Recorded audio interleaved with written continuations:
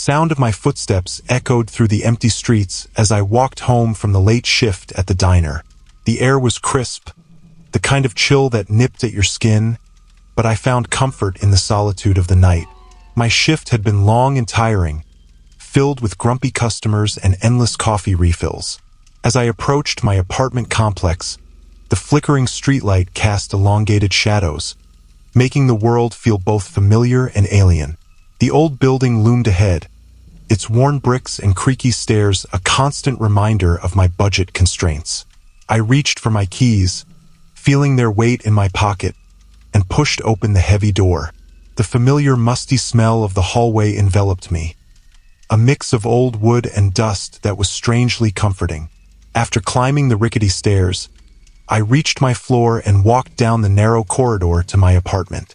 Just as I reached for the doorknob, I noticed something that sent a chill down my spine. A dark figure stood at the far end of the hallway, partially obscured by shadows. I squinted, trying to make out the features of the person, but the dim light made it impossible. The figure didn't move. It just stood there, watching. I quickly unlocked my door and stepped inside, shutting it behind me with a sigh of relief. Just my imagination, I muttered, shaking off the unease that clung to me like a fog. I flicked on the lights and made my way to the small kitchen, grabbing a glass of water. I couldn't shake the feeling that someone had been watching me, but I pushed the thought aside, chalking it up to exhaustion. The next day at work, I couldn't focus. I kept glancing out the window, half expecting to see that figure again. My coworkers noticed my distracted demeanor, but I brushed off their concern, insisting I was just tired. The diner was busier than usual, and I found comfort in the rhythm of taking orders and serving customers. But as the night wore on, the feeling of being watched crept back in, gnawing at me. When I finally finished my shift and stepped outside, the night air was thick with an unsettling tension. I glanced down the street, scanning for any sign of that shadowy figure, but there was nothing, just empty streets and the distant hum of traffic. I began my walk home, my heart racing slightly as I replayed the events of the previous night in my mind. As I turned onto my block, I noticed a car parked across the street, its headlights off but still idling. It seemed out of place, an ominous presence lurking in the dark. I hurried my pace, eager to get inside the safety of my apartment. The figure from before flashed through my mind, and I felt a cold sweat forming on my brow. I reached my apartment, fumbling with the keys as my hands trembled slightly. Once inside, I locked the door, leaning against it as I took a deep breath to calm myself. Maybe I was just being paranoid. I tried to shake off the unease and settled down on the couch, but sleep eluded me. Thoughts spiraled into dark corners of my mind. Days passed, and the feeling of being watched only grew stronger. Every time I left my apartment, I felt eyes on me, the sensation prickling at the back of my neck. I started noticing things, small changes in my routine, the way the streetlights flickered, the way shadows seemed to shift just out of my line of sight. I couldn't shake the paranoia. One evening, after a long shift, I returned home to find a note slipped under my door. My heart raced as I bent down to pick it up, hands shaking. It read, "I see you." I felt the blood drain from my face. Who would do this? My mind raced and I fought the urge to panic. I quickly locked the door and sank to the floor, breathing heavily. Couldn't let fear consume me. The next morning, I decided to take action. I called the police and reported the note, but they brushed it off as a prank. "There's not much we can do without more evidence," the officer said, sounding dismissive. Frustration surged through me, but I knew arguing wouldn't help. I was just a waitress in a small town. Who would believe me? Determined not to let this ruin my life, I started taking precautions. I bought a pepper spray keychain, something to give me a sense of security, and began to vary my routines. I left at different times, took different routes home, and stayed vigilant. But still, the feeling of dread lurked in the corners of my mind. A week later, I was sitting in my apartment, staring blankly at the TV, when I heard a faint scratching sound. I froze, straining to listen. It was coming from the front door. My heart raced as I approached, the scratching growing louder, more frantic. I glanced through the peephole but saw nothing. Panic rose within me, and I took a step back, unsure of what to do. Then it stopped. Silence enveloped the apartment, but I could still feel my heart pounding in my chest.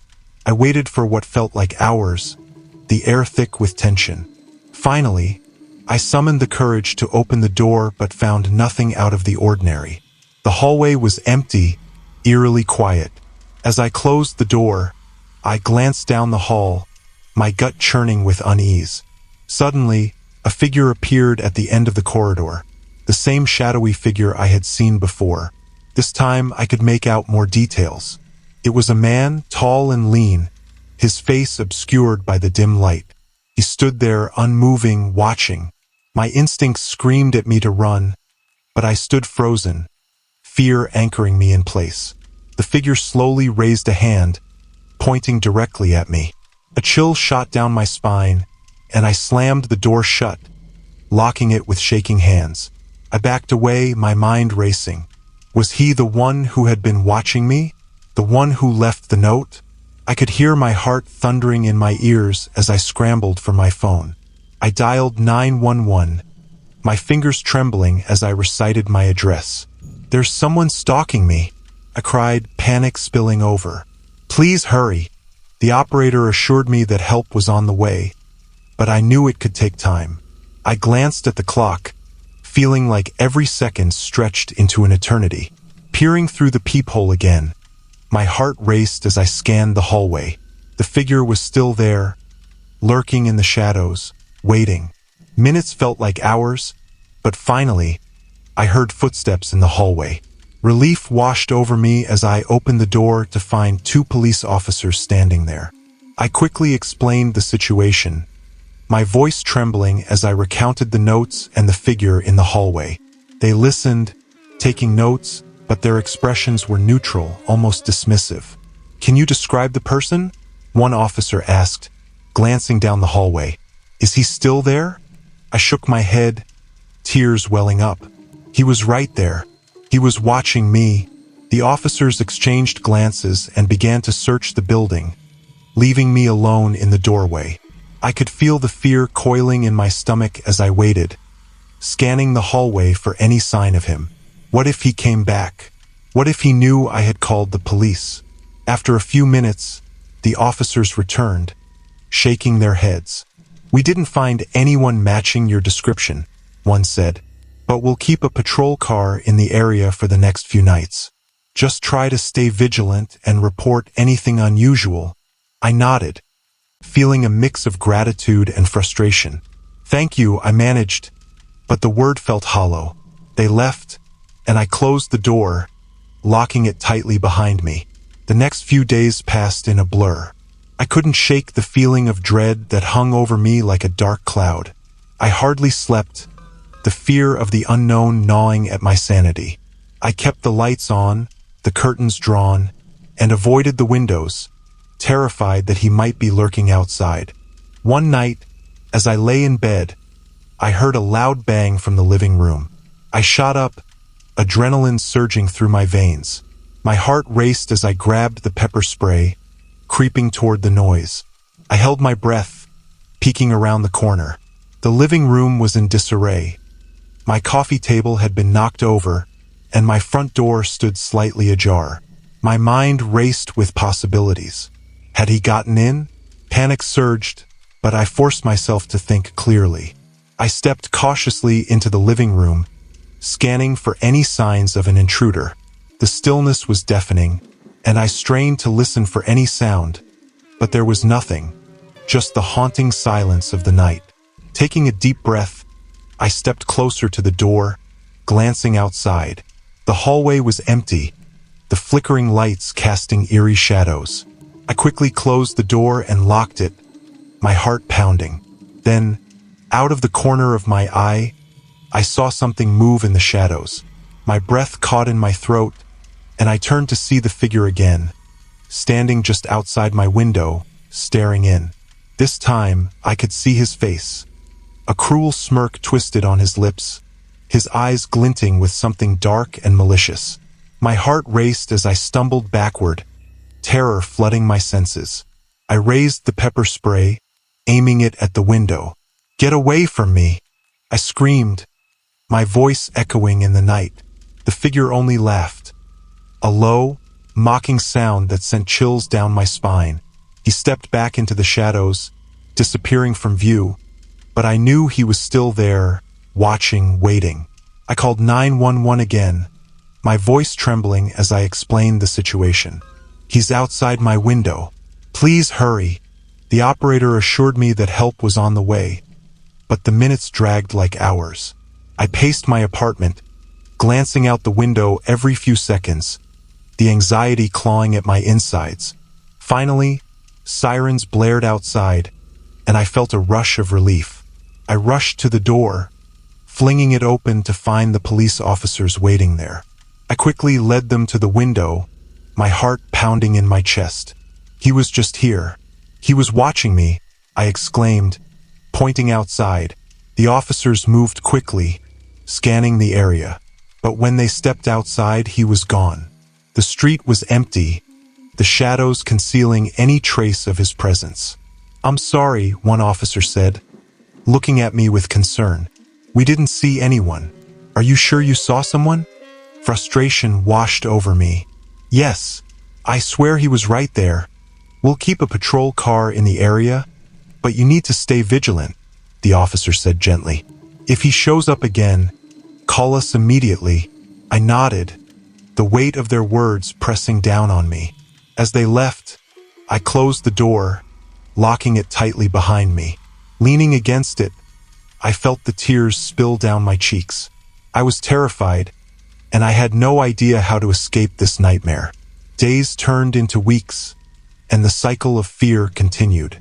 The figure was never far from my mind, always lurking just out of sight. I started to isolate myself, avoiding friends and family, too afraid to let anyone into my life. My world became a prison of my own making. One evening, I sat alone in my dimly lit apartment, every sound amplified by the oppressive silence. I had done everything to secure myself, reinforced the locks, kept the pepper spray by my side, and even set up makeshift alarms with cans tied to strings. But the unease lingered, an ever-present shadow in my mind. As the clock ticked past midnight, a sudden chill filled the room. The air felt heavier, thicker, and I realized with a sinking feeling that I wasn't alone.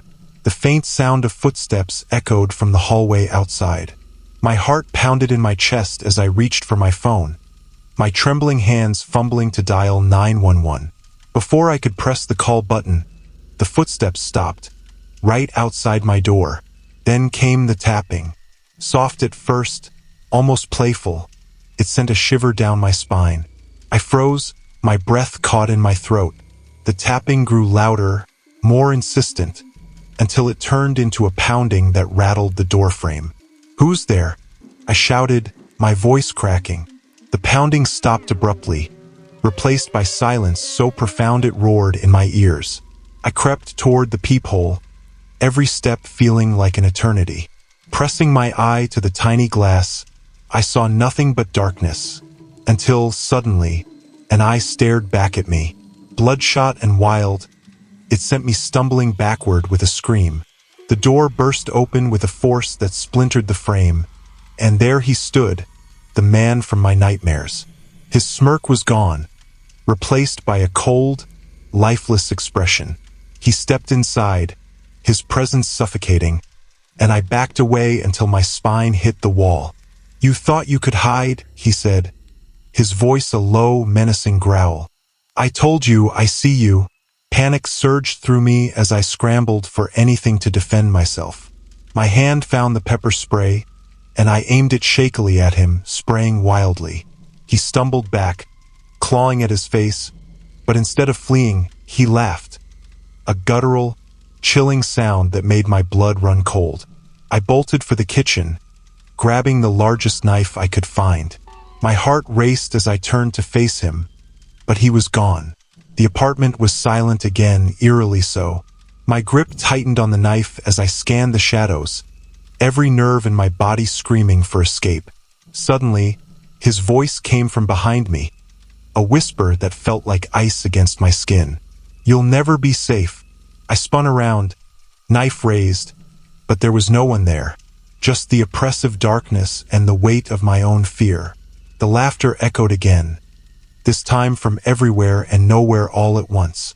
The police arrived hours later to find my apartment empty, the door shattered, and me huddled in a corner, clutching the knife with a vacant stare. "He's gone," I whispered, but I knew the truth. He wasn't gone. He never would be. He would always be there, lurking in the shadows, watching, waiting, and I would never be safe again.